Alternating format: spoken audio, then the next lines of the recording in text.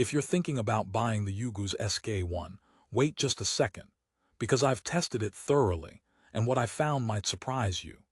Today, I'm diving deep into the Ugoos SK1 Android TV box, a device that promises 8 GB RAM, 128 GB storage, and an impressive 8K 60 FPS playback under Android 11.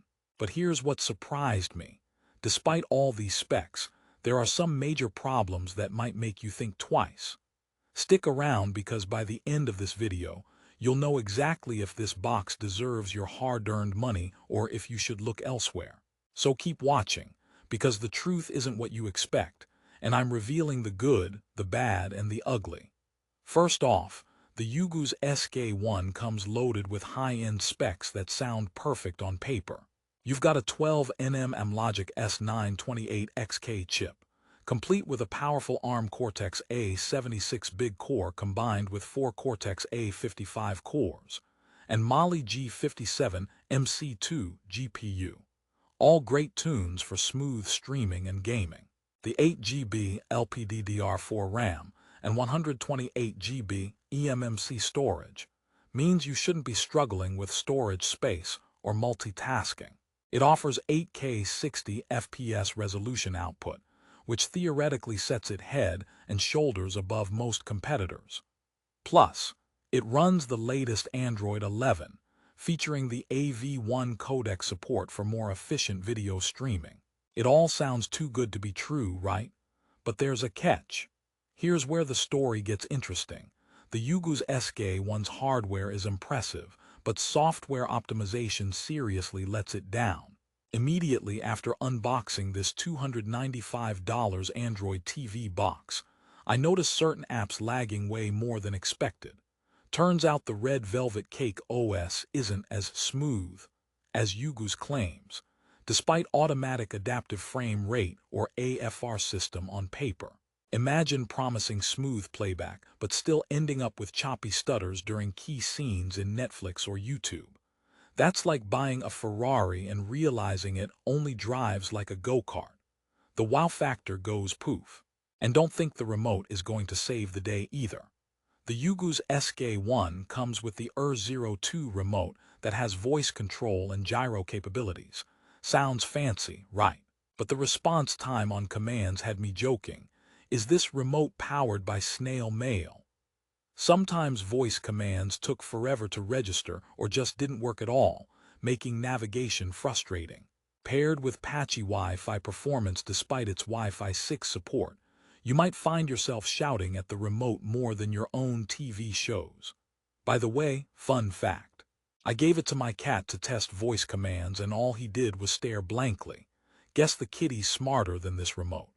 Now, if you're worried about connectivity, Ugoos promises dual-band Wi-Fi with built-in antennas, Bluetooth 5.2, and a 1000M Ethernet port for blazing fast internet. However, the practical experience was a mixed bag.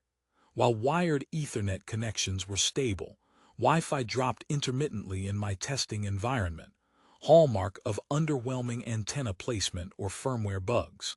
It's like having a top-tier race car but flat tires on race day. That throws a wrench, especially if you're planning to stream 8K or 4K content wirelessly, which defeats the whole point of the box's premium price. Worried that this bombshell of issues might end your hopes? Hang on, because here's a mini promise. Later, I'll share exactly who this box might still work for if you know how to tweak it properly or have specific needs. Believe it or not, it's not a total write-off, but you'll want to hear the full story before deciding. Let's talk about software updates because the Ugoos SK1 claims automatic OTA updates that continuously add new features and fix bugs. In theory, a big win for any smart TV box user. But in practice, updates arrive sporadically, and some updates actually caused new stability problems. One update fixed connectivity but messed with video playback, and the other did the opposite. It felt like juggling chainsaws. You want to fix one thing but risk cutting another. So if you're the type who wants a device that just works the moment you unpack it, I'd advise some caution. Now let's get to the multi-language support and the interface. Ugoos SK1 supports multiple languages including English, Spanish, French, Italian, Japanese, and Chinese. A thoughtful touch for international audiences. Switching languages was smooth and seamless, and I appreciated the effort here. It's like ordering a pizza and actually getting the right toppings, not always guaranteed in cheap TV boxes. So points to Ugoos for this user experience aspect. But here's a question for you. With all this power under the hood, is the SK1 a gamer's dream? Well, it can run Android games decently thanks to the ARM Cortex chips and Mali GPU. However, the occasional frame drops in heavy games mean it's not quite a hardcore gaming console. If you're dreaming of playing Call of Duty or PUBG Mobile at high settings without hiccups, this box might leave you wanting more. It's good background gaming hardware, but don't expect to overthrow your PC just yet. Joke time. Why did the Android TV box go to therapy? Because it couldn't handle all the buffering emotions. Seriously though, buffering can feel like slow internet. But on the SK1, it's partly software optimization that's the culprit. So, who is the Ugoos SK1 really for? If you're a tech enthusiast who loves tinkering with devices, updating firmware manually, and don't mind occasional glitches while enjoying cutting-edge specs, then this box might be your playground. It's a bit like buying a race car kit. You get the powerful engine, the chassis, but you'll need to do some assembly and troubleshooting yourself. If you want plug-and-play with rock-solid streaming, cheaper options might give you fewer headaches. Now, let's wrap this up with some positive notes because despite the issues, the Ugoos SK1 isn't a total disaster. The build quality is solid. The hardware specs are impressive, especially the 8 GB RAM and 128 GB storage combo that's not easy to find at this price point.